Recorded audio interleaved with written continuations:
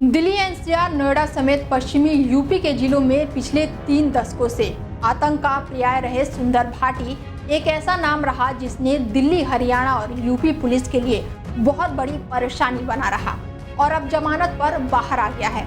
योगी सरकार सत्ता में आने के बाद से माफिया गुंडों के खिलाफ जीरो टॉलरेंस की नीति के चलते सुंदर भाटी को उम्र कैद की सजा सुनाई गई। नोएडा पुलिस कमिश्नरेट में सुंदर भाटी को सजा सुनाई गई। फिर आखिर इतनी जल्दी जमानत मिलने से कहीं प्रदेश सरकार की पुलिस की कोई पैरवी में चूक तो नहीं रह गई? कई बड़े सवाल खड़े करता है। वहीं आने वाले दिल्ली विधानसभा चुनाव पर भी क्या फर्क पड़ सकता है, ये एक बड़ा सवाल है, क्योंकि बताया जाता है कि दिल्ली से लेकर गुड़गांव के टोल पर सुंदर भाटी की वसूली रहती है और अब सुंदर भाटी काफी समय से दिल्ली के मयूर विहार में रहता है।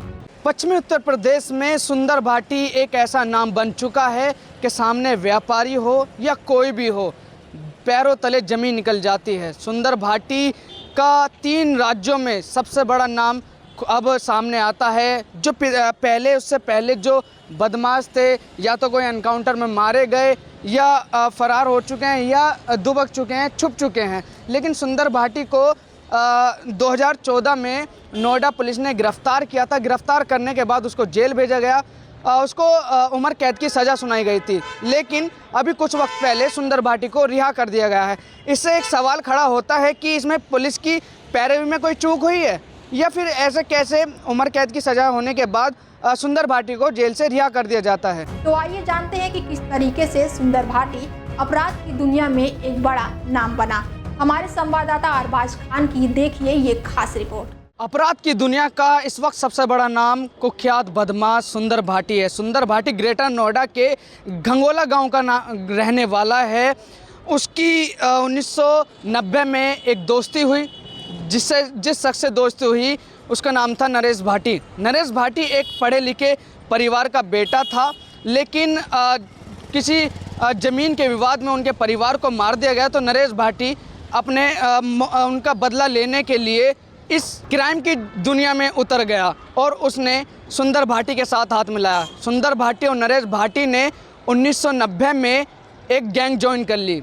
उस वक्त मर्डर, फिरौती और किडनैपिंग में दोनों का नाम सबसे ऊपर आने लगा था, लेकिन जो ट्रक यूनियन थी, ट्रक यूनियन पर उन दोनों की नज़र थी। दोनों ही उस पर कब्जा करना चाहते थे, जिसके बाद उन दोनों में ही आपसी विवाद हो गया। कहते हैं अगर दोस्ती निभाई जाती है या दुश्मनी निभाई जाती है तो जान देकर निभाई जाती है। 1997 में नोएडा और ग्रेटर नोएडा बसने लगा था। नोएडा ग्रेटर नोएडा में फैक्ट्रियां लगना शुरू हो गई थी।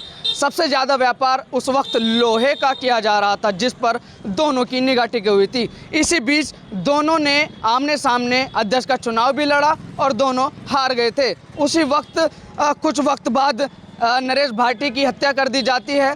वो सुंदर भाटी द्वारा की जाती है। उसका बदला लेने के लिए नरेश भाटी का भांजा अमित कसाना व उसका दोस्त साफ शूटर अनिल दुजाना सामने आते हैं। के पास दुजाना गांव नाम का सिक्का पूरे उत्तर प्रदेश, पूरे पश्चिम उत्तर प्रदेश में चल रहा था। यही अनिल दुजाना गांव का था।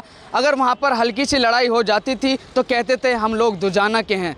ये साफ शूटर जो अमित कसाना का दोस्त था, वो दुजाना का रहने वाला था। आपस में परिवार में कई लोग मारे गए जब इनकी गैंग वॉर चल रही थी।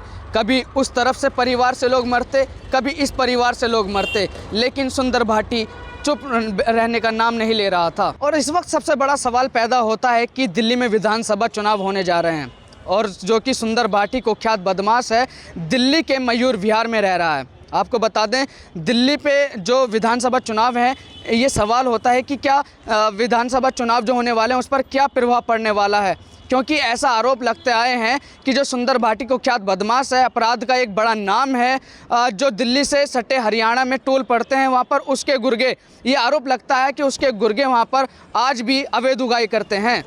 पश्चिम उत्तर प्रदेश का कुख्यात बदमाश सुंदर भाटी ग्रेटर नोएडा छोड़कर दिल्ली में क्यों रहने लगा? नोएडा से अरबाज खान, डेली 24 भारत।